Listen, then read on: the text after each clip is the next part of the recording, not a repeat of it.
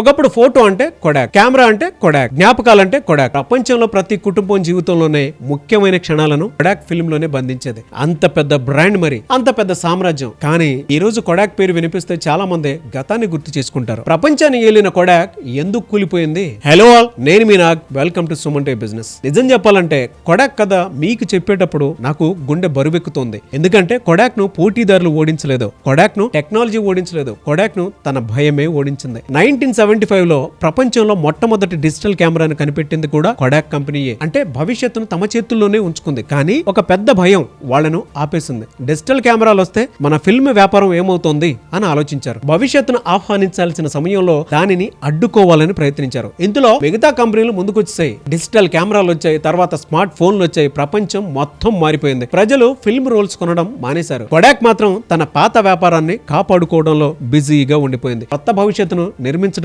కాదు. నెమ్మదిగా అమ్మకాలు పడిపోయాయి, లాభాలు తగ్గిపోయాయి, మార్కెట్ చేతుల నుంచి చేజారిపోయింది. ఒకప్పుడు ఫోటోగ్రఫీ ప్రపంచానికి రాజు అయిన కంపెనీ దివాలా తీసే పరిస్థితికి వచ్చేసింది. కొడాక్ మనకు నేర్పిన గొప్ప బిజినెస్ పాఠం, మీ విజయాన్ని మీరు తినేయడానికి సిద్ధంగా లేకపోతే మార్కెట్ వచ్చి తినేస్తుంది. కొత్త టెక్నాలజీ మీ పాత బిజినెస్ ను చంపుతుందేమో అని భయపడకండి. చంపాల్సి వస్తే ముందుగా మీరే చంపండి, లేకపోతే ఎవరో ఒకరు వచ్చి ఆ పని చేస్తారు. గుర్తుంచుకోండి, భవిష్యత్తును భయపడిన కంపెనీలు చరిత్ర అవుతాయి, భవిష్యత్తును సృష్టించిన కంపెనీలు లెజెండ్స్ అవుతాయి. అదే కొడాక్ కథ. అదే ప్రతి బిజినెస్ మ్యాన్ నేర్చుకోవాల్సిన $1 బిలియన్ పాఠం. మీరేమంటారు? కింద కామెంట్ బాక్స్ లో పోస్ట్ చేయండి.